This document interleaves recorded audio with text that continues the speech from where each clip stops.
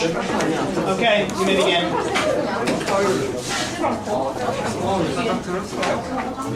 Hi. Today's motion for Group 4 is this House would ban fascist and neo-Nazi organizations. Before we go on, because there are some difficult words in this motion, we'll give you some definitions. First, fascism is an authoritarian political ideology that considers individual and other societal interests subordinate to the needs of the state and seeks to forge a type of national unity, usually based on but not limited to ethnic, cultural, or racial attributes. And neo-Nazism is the ideology of post-World War II political movements seeking to revive Nazism.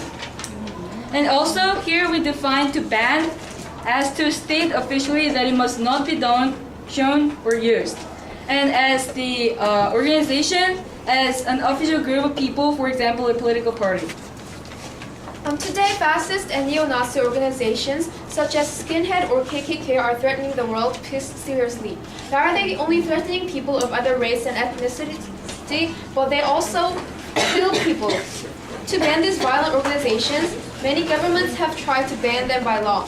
In Germany and Austria, for example, which are two most extreme neo-Nazi countries, they forbid these countries by law. However, these actions were not sufficient enough. We need something more than just the law to ban them. Considering this House proposes not only a judicial but also a cultural approach. Along with restrictions by law, this House will call for action of the UN Security Council, which is a UN council to keep world peace, to hold mandatory campaigns. According to an article in 동아일보, Skinhead, which is the extreme neo-Nazist organization in Russia, is also expanding its power by spreading its culture to young generations. Actually, the unique style of skinheads is becoming kind of like a trend, and more teenagers are beginning to support these trends. So, to state basically what these people do is that they are extreme racists and they kill foreigners for no reason. Therefore, we should urge the UN Security Council to officially ban the organizations by campaigns, and by holding campaigns, we can promote these young people's attention against fascism and neo-Nazism.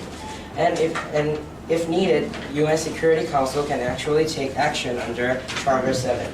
Well, basically, this motion is really beneficial for all countries worldwide because not only the few countries which these organizations taking action in Europe, but because nowadays is people are living in this country worldwide. So to protect the people in our own nation, we need to pass this motion. Well, to give an example, a Korean woman in Ukraine was killed by skinheads because for the reason that skinheads didn't like the colored people. So please, for the world peace, to ban fascism and neo-Nazism of this world, please pass our motion. Thank you. Thank you.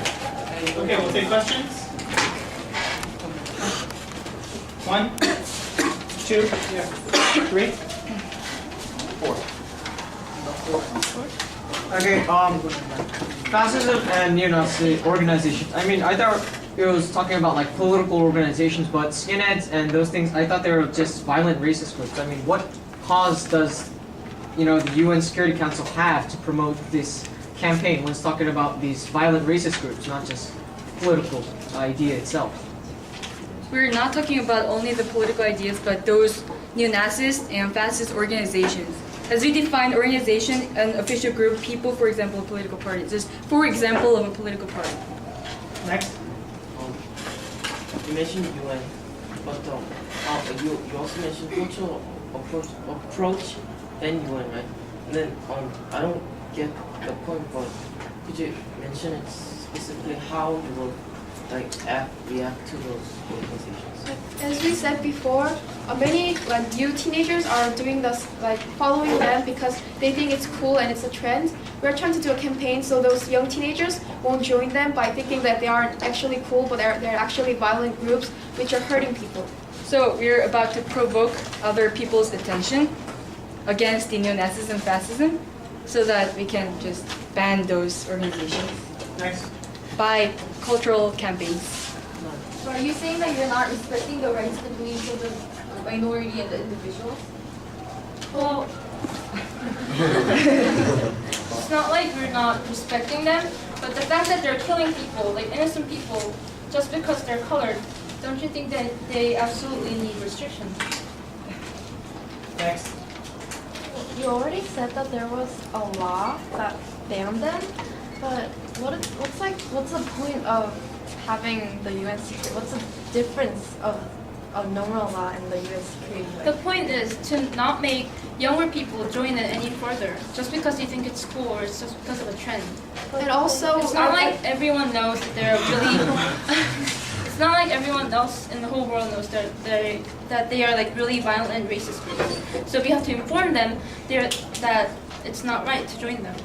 And also, we didn't say that all the countries have law to ban them. So we're saying the UN can make like a worldwide law to like ban them instead. So by law, if we restrict them by law, we're like approaching the skin as those organizations directly. But by historical examples, it is clearly proved that these like approaches to direct organizations are like almost impossible because they don't follow any actions. So we're instead approaching it in other way by approaching the people, other people. So Yoon-sung, you have 30 seconds to convince us. Okay, so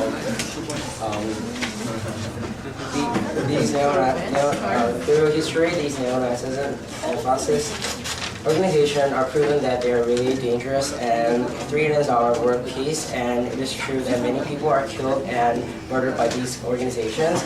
So we should inform the children, our children, that they need to know that these organizations are really threatening us, and we should inform all the countries on this world that these organizations are bad. So this is the reason why you should pass our motion. Thank you. Thank you. Okay.